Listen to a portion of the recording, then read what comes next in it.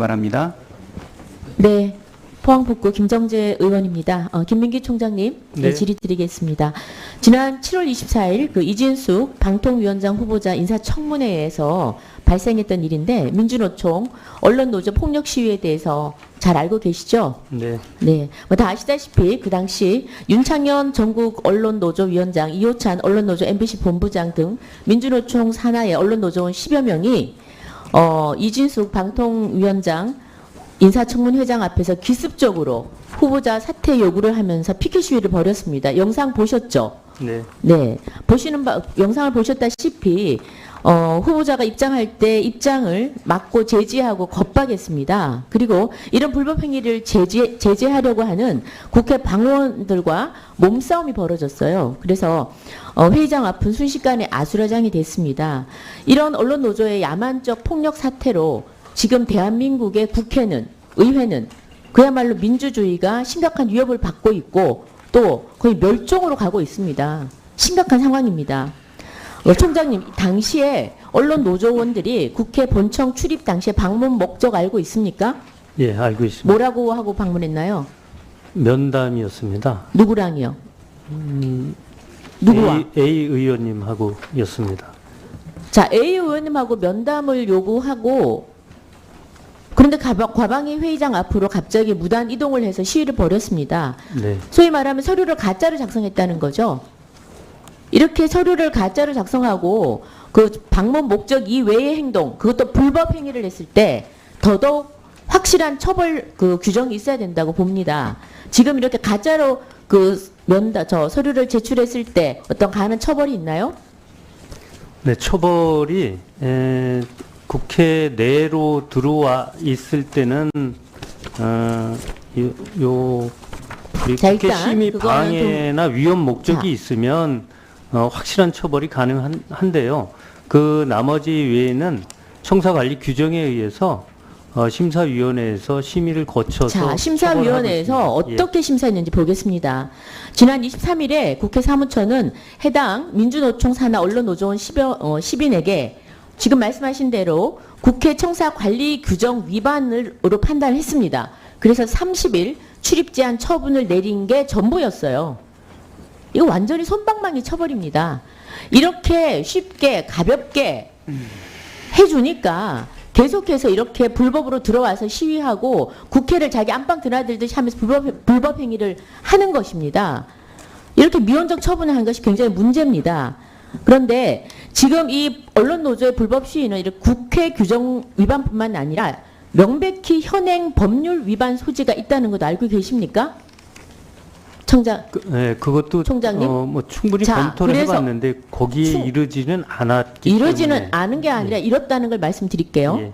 언론 노조의 폭력 시위는 지금 현행 그 두 가지 법을 위반하고 있습니다. 집시법입니다.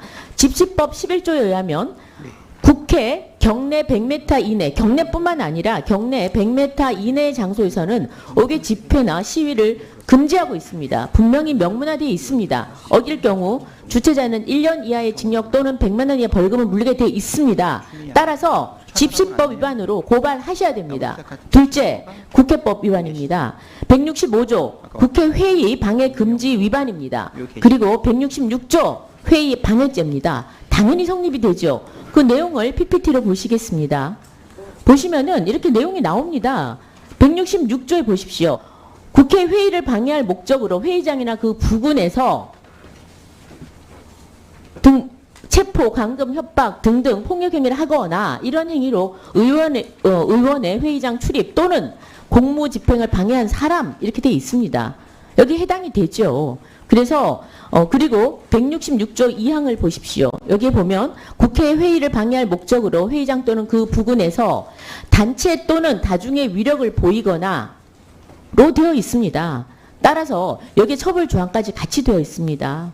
그래서 저는 이번에 그 과방위 회의장 앞에서 시위는 분명히 집시법 그리고 국회법을 위반을 했다고 보고 여기에 대해서 총장님께서 이 법을 위반한 데 대해서 고발을 주실 것을 강력히 요청을 드립니다.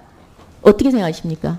예, 이 내용에 대해서는 저희가 무겁게 보고 그동안 여러 가지를 했습니다. 그러나 어제 또 환노회에서 일어난 것을 보았습니다. 똑같은 형태의 일이 일어난 거거든요.